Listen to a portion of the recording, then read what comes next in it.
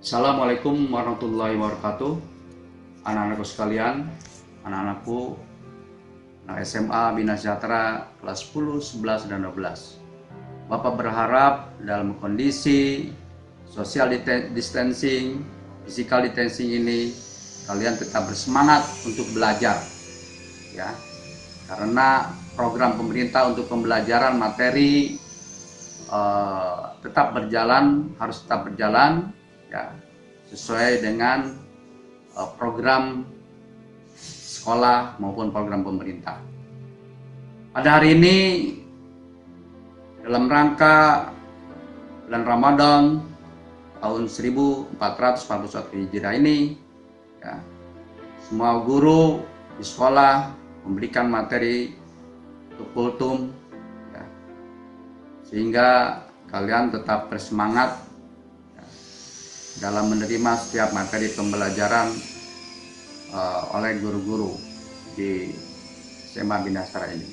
Hari ini Bapak akan memberikan kultum untuk kalian dengan materi adalah Islam adalah agama yang mudah. Islam adalah agama yang mudah sesuai dengan fitrah manusia. Islam adalah agama yang tidak sulit. Allah Subhanahu wa taala menghendaki kemudahan kepada umat manusia dan tidak menghendaki kesusahan kepada mereka. Allah Subhanahu wa taala mengutus Nabi Muhammad SAW sebagai rahmatan lil alamin. Itu pun Allah berfirman dalam Quran surat Al-Anbiya ayat 107, di mana artinya, dan kami tidak mengutus engkau wahai Muhammad melainkan untuk menjadi rahmat bagi semesta alam. Allah menurunkan Al-Quran untuk membimbing manusia kepada kemudahan, keselamatan, dan kebahagiaan, dan tidak membuat manusia celaka, sebagaimana firman Allah SWT dalam Quran surat Toha ayat 2-4, yang artinya, kami tidak menurunkan Al-Quran ini kepadamu wahai Muhammad agar engkau menjadi susah, melainkan sebagai peringatan bagi orang yang takut kepada Allah SWT. Allah menciptakan bumi langit yang tinggi. Contoh, anak sekalian, Bapak akan sampaikan beberapa contoh di mana Islam itu adalah agama yang mudah. Yang pertama, menuntut ilmu syar'i, belajar Al-Quran, As-Sunnah, menurut pemahaman salaf adalah sangat mudah. Kita dapat belajar setiap hari atau sepekan 2 kali di sela-sela waktu kita yang sangat luang, terutama dalam kondisi COVID-19 ini. Kalian banyak berada di rumah. Yang kedua, mentauhidkan Allah dan beribadah hanya kepadanya adalah sangat mudah. Yang ketiga, melaksanakan sunnah-sunnah Nabi adalah mudah. Contoh, memakai pakaian sesuai dengan syar'i, ya. Untuk laki-laki bisa memanjangkan jenggot misalnya, atau memakai celana di atas mata kaki, dan yang lainnya. Yang keempat, sholat hanya diwajibkan 5 waktu dalam 24 jam. Orang yang khusyuk dalam sholat paling lama 10 menit. Dalam hitungan hari, ia melaksanakan sholatnya dalam sehari hanya 50 menit. Dalam waktu 24 kali 60 menit. Yang kelima, orang sakit wajib sholat. Boleh sambil duduk atau berbaring jika tidak mampu untuk berdiri. Yang keenam, jika tidak air untuk bersuci, maka diperbolehkan tayamum. Yang ketujuh, jika terkena najis, hanya dicuci bagian yang terkena najis. Yang kedelapan, musafir disunahkan mengkosor atau meringkas sholat dan boleh menjamak atau menggabung dua sholat apabila dibutuhkan, seperti sholat zuhur dengan asar, maghrib dan isya.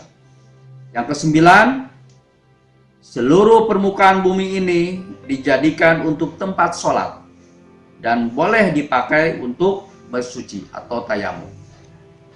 Yang ke-10, puasa hanya wajib dilaksanakan pada bulan Ramadan.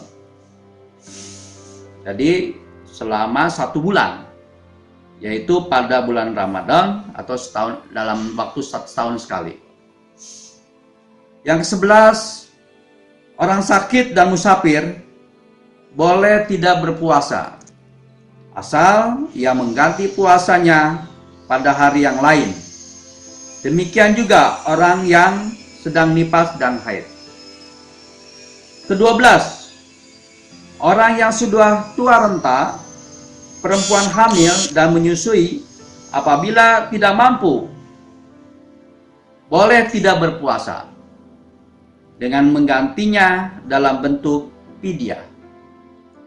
Ke-13, zakat hanya wajib dikeluarkan sekali setahun bila sudah sampai nisab dan haulnya.